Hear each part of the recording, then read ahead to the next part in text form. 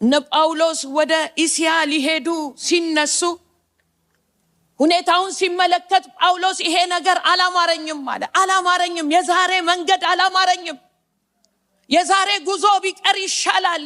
ማዕበል ያለ ይመስለኛል፣ ችግር ያለ ይመስለኛል፣ መከራ ያለ ይመስለኛል፣ እምንደርስ አይመስለኝም። ስለዚህ የዛሬው ጉዞ ይቀየርና ለሌላ ቀን ይሁን ብሎ ሲል ለመቶ አለቃው ሄዶ ሲነግረው መቶ አለቃው ደግሞ አትቀባጥር አለው። ካፒቴኑ ልምድ ያለው ችሎታ ያለው ሰው ነው። እንደገና መርከቢቷ ደግሞ የታወቀች መርከብ ናት። ምንም ችግር አይገጥመንም። ስለዚህ እንሄዳለን፣ ጉዞ ይጀምራል፣ እንሄዳለን አለ። ጳውሎስ ግን ቢሰሙት ፈልጎ ነበር፣ ግን ሊሰሙ አልቻሉም። ጉዞ ተጀመረ። የሚገርማችሁ ነገር ይሄን ምዕራፍ 27ን ስታነቡ ሐዋርያት ሥራ ምዕራፍ